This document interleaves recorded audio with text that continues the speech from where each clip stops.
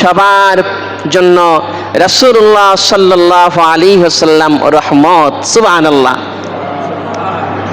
আল্লাহ রাব্বুল আলামিন সূরাতুল আম্বিয়া 107 নম্বর আয়াতে বলছেন, ওয়ামা আরসালনাকা ইল্লা রাহমাতাল লিল আলামিন।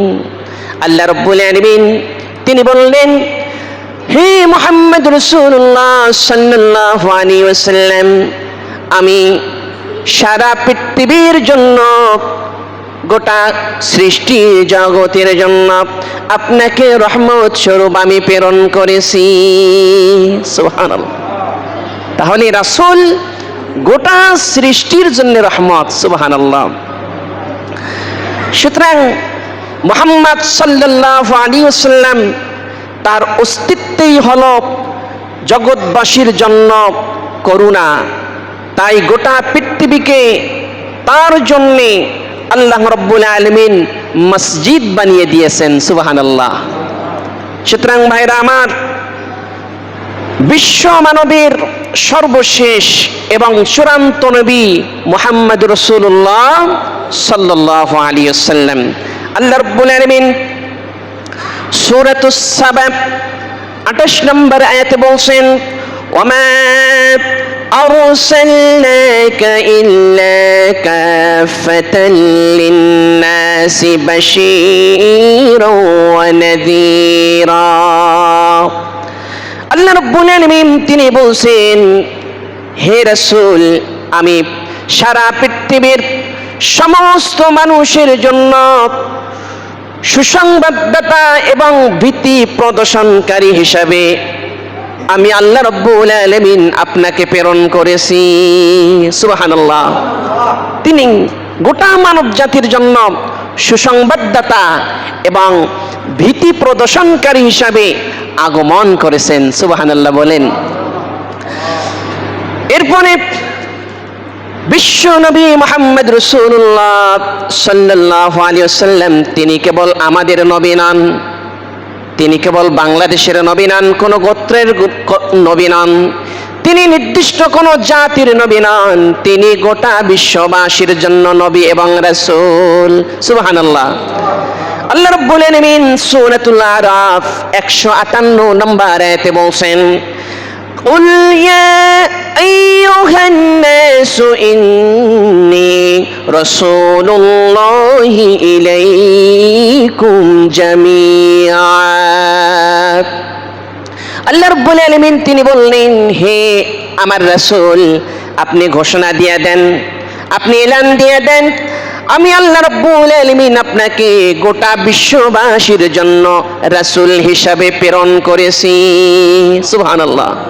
আমার নবী অন্যান্য নবীর মতো নন। অন্যান্য নবীরা ছিল গোত্রের নবী, এলাকার নবী, আর আমার নবী, আপনার নবী মুহাম্মদ রাসূলুল্লাহ সাল্লাল্লাহু আলাইহি ওয়াসাল্লাম তিনি গোটা বিশ্ববাসীর জন্য রাসূল। সুবহানাল্লাহ। এমন রাসূলের উম্মত হতে পেরে আমরা খুশি না বেজার? অল্প না বেশি? এজন্য আরেকবার কালিমাতুশ শুকর, আলহামদুলিল্লাহ। আমার ভাইরা, রাসূলুল্লাহ সাল্লাল্লাহু আলাইহি ওয়াসাল্লাম প্রেরণের মাধ্যমে আল্লাহ রাব্বুল আলামিন কাফিরদের অভিযোগকে খণ্ডন করে দিয়েছেন।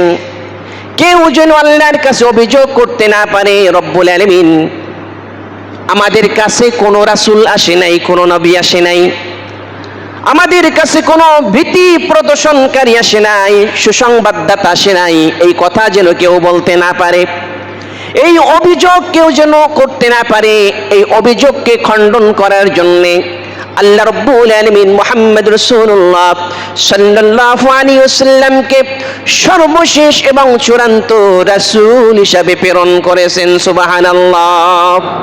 এই কথা আল্লাহ রাব্বুল আলামিন সূরাতুল মায়েদার 19 নম্বর আয়াতে বলছেন, ইয়া আহলাল কিতাবি ক্বাদ জাআকুম রাসূলুনা ইউবাইয়িনু লাকুম আলা ফাতরাতিন মিনার রাসূল على فترة من الرسول أن تقولوا ما جاءنا من بشير ولا نذير فقد جاءكم بشير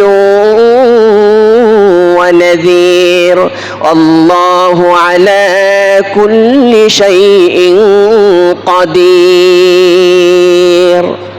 আল্লাহ রাব্বুল আলামিন আহলি কিতাবদেরকে ডাক দিলেন আর বললেন ঈসা আলাইহিস সালাতু ওয়াস সালাম চলে যাওয়ার পরে মুহাম্মদ রাসূলুল্লাহ সাল্লাল্লাহু আলাইহি ওয়াসাল্লামের আগমনের মাঝখানে একটা গ্যাপ ছিল। কি ছিল? গ্যাপ ছিল। নবী রাসূলের ধারাবাহিকতার একটা বিরতি ছিল। আল্লাহ রাব্বুল আলামিন আহলি কিতাবদেরকে ডাক দিয়ে বললেন, ও আহলি কিতাবেরা, আমি দীর্ঘ বিরতির পরে মুহাম্মদ রাসূলুল্লাহ সাল্লাল্লাহু আলাইহি ওয়াসাল্লামকে তোমাদের নিকট প্রেরণ করেছি এ কারণে যে তোমরা যেন বলতে না পারো আমাদের কাছে ভীতি প্রদর্শনকারী হিসাবে বা সুসংবাদদাতা হিসাবে কোনো নবী বা রাসূল আসে নাই।